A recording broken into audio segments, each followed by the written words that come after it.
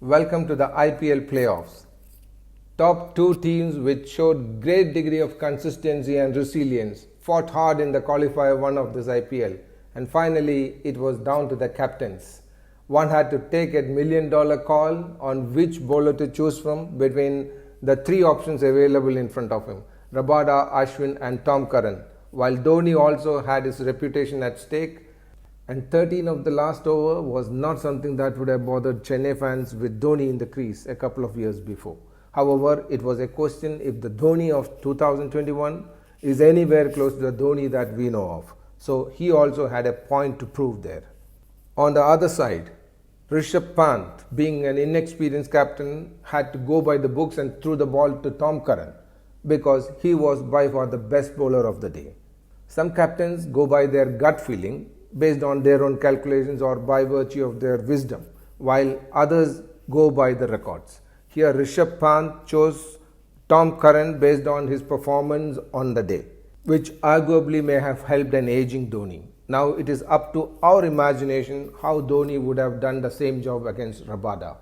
Post-match analysis is all about ifs and buts, but Pant had a lot of options before approaching that final over. He could have bowled out Rabada earlier and kept Nokia for that last over.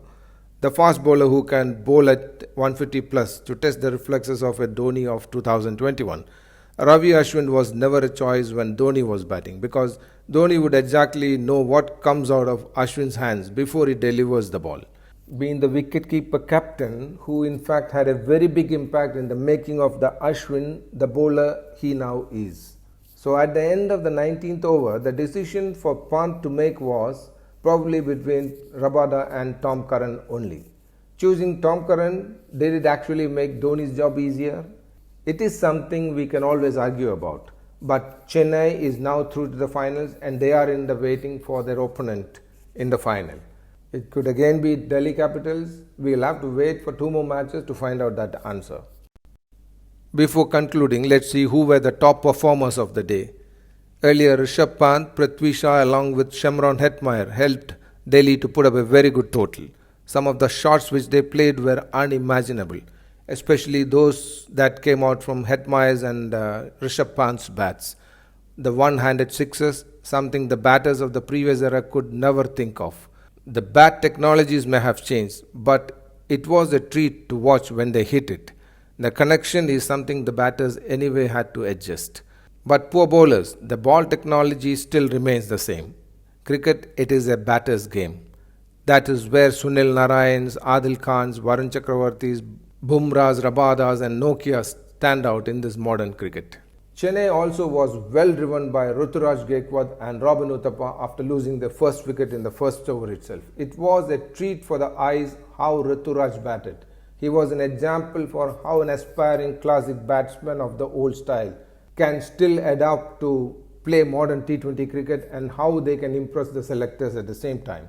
Simply a different class he was. One of the outputs of this IPL for Indian cricket. He was rightly chosen as the man of the match as well. Today, as they call, it is the eliminator of the playoffs. The winner will go to the qualifier number 2 to play against Delhi Capitals. For RCB, they depend on their top 5 batters. Kohli and Padikkal need to provide a good start for Maxwell and De Villiers to come in and finish it on a high. While Kolkata Knight Riders look better as a team on paper, they can bat deep down till Sunil Narayan. Their bowling also is well balanced with Shivam Mavi finding new confidence from the previous match. Royal Challengers will have to rise to the occasion to beat the Knight Riders. They are a team with a lot of momentum going for them as of now. Thank you once again and wish you all a great time.